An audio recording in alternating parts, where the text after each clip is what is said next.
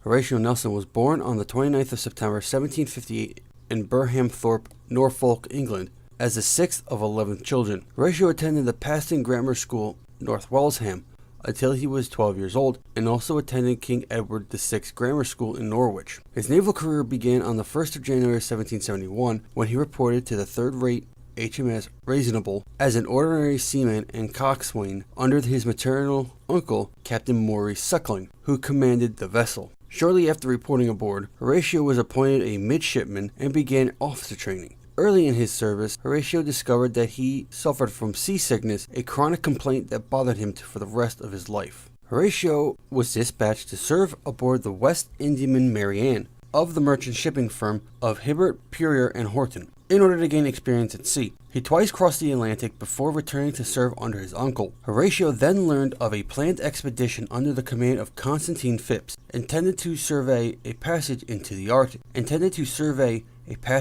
Arctic by which it was hoped that India could be reached. The expedition reached within 10 degrees of the North Pole, but unable to find a way through the dense ice floes, was forced to turn back. Horatio briefly returned to HMS Triumph after the expedition in September 1773. Suckling then arranged for his transfer to HMS Seahorse, a ship about to sail to the East Indies. Horatio Nelson sailed for the East Indies on November 19, 1773, and arrived at the British outpost of Madras on the 25th of May, 1774. In early 1776, Horatio contracted malaria and became seriously ill. He was discharged from HMS Seahorse on the 14th of March and returned to England aboard HMS Dolphin. Horatio spent the 6-month voyage recuperating and had almost recovered by the time he arrived in Britain. In September 1776, Horatio Nelson was appointed acting lieutenant aboard HMS Worcester, which was about to sail to Gibraltar. HMS Worcester sailed as a convoy escort on the 3rd of December and returned with another convoy in April 1777.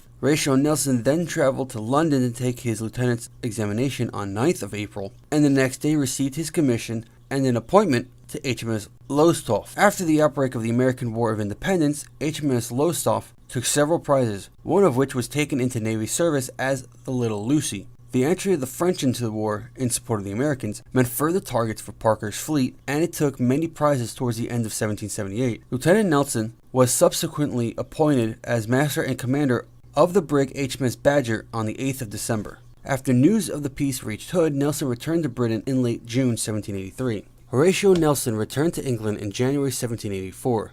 He received command of the frigate HMS Boreas with the assignment to enforce the Navigation Acts in the vicinity of Antigua. The acts were unpopular with both the Americans and the remaining colonies. Nelson met Frances Fanny Nisbet, a young widow from a Nevis plantation family. Nelson and Fanny Nisbet were married at Montpelier Estate on the island of Nevis on the 11th of March 1787, shortly before the end of his tour of duty in the Caribbean. Nelson returned to England in July, with Fanny following later. He and Fanny divided their time between Bath and London. In 1788, they settled at Nelson's childhood home in Burhamthorpe. In 1792, the Admiralty recalled Nelson to service and gave him command of the 64-gun HMS Agamemnon in January 1793. On the 1st of February, France declared war. In May 1793, Nelson sailed as part of a division under the command of Vice Admiral William Hotham, joined later in the month by the rest of Lord Hood's fleet. The force initially sailed to Gibraltar and, with the intention of establishing naval superiority in the Mediterranean, made their way to Toulon, anchoring off the port in July. Hood sent Nelson to carry dispatches to Sardinia and Naples requesting reinforcements. At some point during the negotiations for reinforcements, Nelson was introduced Emma Hamilton. Early on the morning of October 22, 1793, HMS Agamemnon sighted 5 ships. Nelson closed with them and discovered they were a French squadron. He promptly gave chase, firing on the 40-gun Melpomene. He inflicted considerable damage, but the remaining French ships turned to join the battle, and realizing he was outnumbered, Nelson withdrew and continued to Cagliari, arriving on the 24th of October. After making repairs, Nelson and HMS Agamemnon sailed again on the 26th of October, bound for Tunis. On his arrival, Nelson was given command of a small squadron consisting of HMS Agamemnon, 3 frigates, and a sloop, in order to blockade the French garrison on Corsica. The fall of Toulon at the end of December 1793 severely damaged British fortunes in the Mediterranean. Hood had failed to make adequate provisions for a withdrawal, and 18 French ships of the line fell into Republican hands. Nelson's mission to Corsica took on added significance, as it could provide the British a naval base close to the French coast. Hood therefore reinforced Nelson with extra ships during January 1794. British forces landed at Calvi on the 19th of June. On the 12th of July, Nelson was at one of the forward batteries early in the morning when a shot struck sandbags protecting the position, spraying stones and sand. Nelson was struck by debris in his right eye and was forced to retire from the position, although his wound was soon bandaged and he returned to action. By the 18th of July, most of the enemy positions had been disabled, and that night British troops supported by Nelson stormed the main defensive position and captured it. However, Nelson's right eye had eventually lost all sight in it. Nelson and the fleet remained in the Mediterranean throughout the summer. On the 4th of July, 1795, HMS Agamemnon sailed from St. Lorenzo with a small force of frigates and sloops, bound for Genoa. Nelson and the fleet remained in the Mediterranean throughout the summer. A large French assault at the end of November broke the Allied lines, forcing the general retreat towards Genoa. Nelson's forces were able to cover the withdrawing army and prevent them from being surrounded. In January of 1796, the position of Commander-in-Chief of the fleet in the Mediterranean passed to Sir John Jervis, and Nelson was appointed to the 74-gun HMS Captain. In the same month, Nelson hurried to Leghorn to oversee the evacuation of British nationalists and transported them to Corsica, after which Jervis ordered him to blockade the newly captured French port. In July, he oversaw the occupation of Elba, but by September, the Genoese had broken their neutrality in favor of the French. By October, the British had decided that the Mediterranean fleet could no longer be supplied. They ordered it to be evacuated to Gibraltar. Nelson helped oversee the withdrawal of Corsica, and by December 1796 was aboard the frigate HMS Minerve, covering the evacuation of the garrison of Elba. He then sailed for Gibraltar. Horatio Nelson joined Jervis's fleet off Cape St. Vincent and reported the Spanish movements. Jervis decided to give battle, and the two fleets met on the 14th of February. Nelson found himself towards the rear of the British line and realized that it could be a long time before he could bring HMS Captain into action. Instead of continuing to follow the line, Nelson disobeyed orders, breaking from the line and heading to engage the Spanish van, which consisted of the 112-gun San Joseph, the 80-gun San Nicolas, and the 130-gun Santiago Trinidad. HMS Captain engaged all three, assisted by HMS Culloden, which had come to Nelson's aid. After an hour of exchanging broadsides, which left both Captain and Culloden badly damaged, Nelson found himself alongside St. Nicholas. He led a boarding party across and forced it to surrender. Nelson led his party from the deck of San Nicolas onto San Joseph and captured it as well. As night fell, the Spanish fleet broke off and sailed for Cadiz. 4 ships had surrendered to the British that day. Nelson was made a Knight of the Bath. On the 20th of February, he was promoted to Rear Admiral of the Blue. Nelson was given HMS Theseus as his flagship. The battle plan called for a combination of naval bombardments and an amphibious landing. The initial attempt was called off after adverse currents hampered the assault, and the element of surprise was lost. Nelson immediately ordered another assault, but this was beaten back. He prepared for a third attempt to take place during the night. The operation ended in failure. The Spanish were better prepared than had been expected and had secured strong defensive positions. Nelson's boat reached its intended landing point, but as he stepped ashore, he was hit in the right arm by a musket ball, which fractured his humerus bone in multiple places. He was rowed back to HMS Theseus to be attended to by the surgeon. Most of the right arm was amputated, and within half an hour, Nelson had returned to issuing orders to his captains. He developed the sensation of phantom limb in his lost arm later on and declared that he had found the direct evidence of the existence of soul. Nelson returned to England aboard HMS Seahorse, arriving at Spithead on the 1st of September. He was met with a hero's welcome. The British public had lionized Nelson after Cape St. Vincent, and his wound earned him sympathy. Nelson returned to Bath with Fanny before moving to London in October to seek expert medical attention concerning his amputated arm. He spent the last month of 1797 recuperating in London. Eager to return to sea, he began agitating for a command and was appointed the 80-gun HMS Ferdinand. As it was not ready for sea, Nelson was instead given command of the 74-gun HMS Vanguard. On the 20th of March 1798, Nelson hoisted his flag. Nelson passed through the Straits of Gibraltar and took a position off Toulon, but his squadron was dispersed and blown southwards by a strong gale that struck the end and blown south. While the British were battling the storm, Napoleon Bonaparte had sailed with his invasion fleet. Nelson, having been reinforced with a number of ships from St. Vincent, went in pursuit. He began searching the Italian coast for Napoleon's fleet. Napoleon had already arrived at Malta and secured the island's surrender. Nelson followed him there, but the French had already left. After a conference with his captains, he decided Egypt was Napoleon's most likely destination and headed for Alexandria.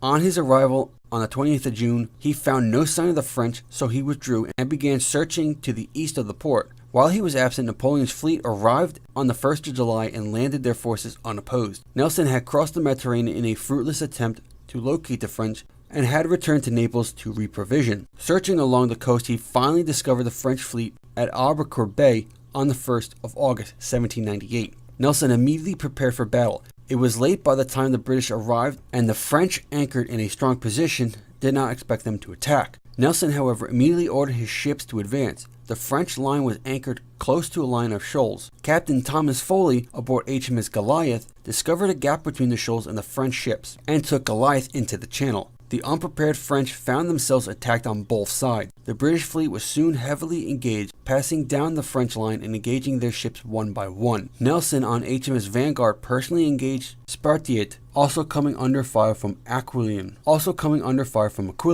At about 8 o'clock, he was on the quarterdeck when a piece of French shot struck him in his forehead. He fell to the deck, a flap of torn skin obscured his good eye. He was taken below to be seen by the surgeon. After examining Nelson, the surgeon pronounced that the wound was non-threatening and applied a temporary bandage. The French, pounded by British fire from both sides,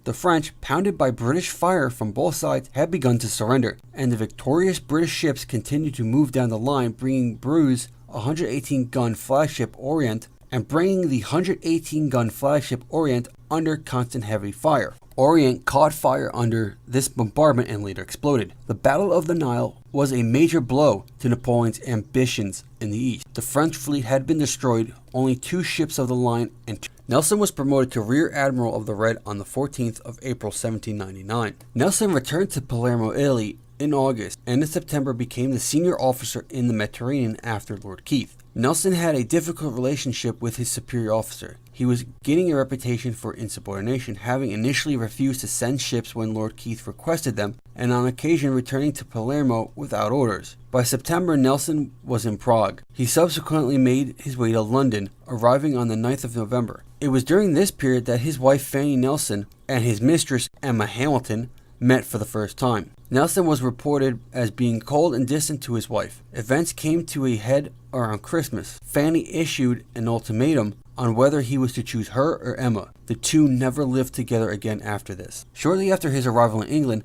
Nelson was appointed to be second in command of the Channel Fleet under Lord St. Vincent. He was promoted to Vice Admiral of the Blue on the 1st of January 1801 and traveled to Plymouth, and on the 29th of January, Emma gave birth to their daughter, Horatio. Nelson was delighted but subsequently disappointed when he was instructed to move his flag from HMS San Joseph to HMS St. George in preparation for a planned expedition to the Baltic. Nelson joined Admiral Sir Hyde Parker's fleet at Yarmouth, from where they sailed to the Danish coast in March. On their arrival, Parker was inclined to blockade Denmark and control the entrance to the Baltic, but Nelson urged a preemptive attack on the Danish fleet at harbor in Copenhagen. He convinced Parker to allow him to make an assault and was given a significant reinforcement. On the morning of April 2nd, 1801, Nelson began to advance into Copenhagen harbor. The battle began badly for the British, with HMS Agamemnon, HMS Bellona, and HMS Russell running aground, and the rest of the fleet encountering heavier fire from the Danish shore batteries than had been anticipated. Parker sent the signal for Nelson to withdraw. Nelson, directing action aboard HMS Elephant, was informed of the signal, but argly responded, "I told you to look out on the Danish Commodore and let me know when he surrendered. Keep your eyes fixed on him." He then turned to his flag captain, Thomas Foley, and said, "You know, Foley, I have only one eye. I have the right to be blind sometimes." He raised the telescope to his blind eye and said, "I really do not see the signal." The battle lasted 3 hours, leaving both Danish and British fleets heavily damaged. Nelson dispatched a letter to the Danish commander, Crown Prince Frederick, calling for a truce, which the prince accepted. In France, Napoleon was massing forces to invade Great Britain. Nelson was placed in charge of defending the English Channel to prevent the invasion. He saw little action that summer. On the 22nd of October 1801, the Peace of Amiens was signed between the British and the French, and Nelson retired to Britain.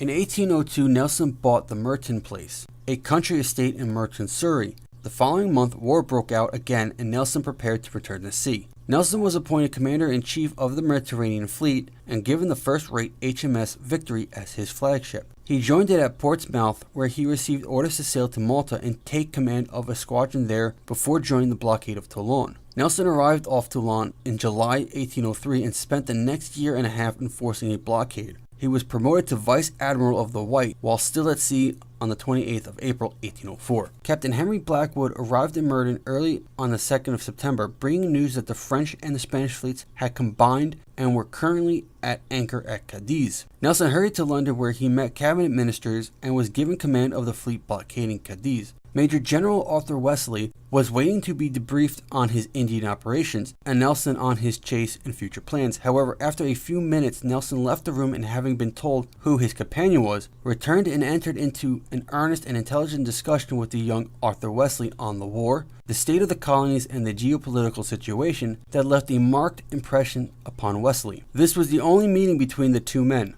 Nelson returned briefly to Merton to set his affairs in order and bid farewell to Emma before traveling back to London and then to Portsmouth, arriving there early in the morning of 14th September. HMS Victory joined the British fleet off Cadiz on the 27th of September. Drawing on his own experience from the Nile and Copenhagen, Nelson decided to split his fleet into squadrons rather than forming it into a similar line parallel to the enemy. At 4 o'clock in the morning of the 21st of October, Nelson ordered the HMS Victory to turn towards the approaching enemy fleet and signaling the rest of his fleet to battle stations. He then went below and made his will before returning to the quarterdeck to carry out his inspection. Despite having 27 ships to Villeneuve's 33, Nelson was confident of success, declaring that he would not be satisfied with taking fewer than 20 ships. He returned briefly to his cabin to write a final prayer, after which he joined Victory's signal lieutenant. As the fleets converged, the Victory's captain, Thomas Hardy, suggested that Nelson remove the decorations on his coat so that he would not be so easily identified by enemy sharpshooters. Nelson replied that it was too late to be shifting a coat,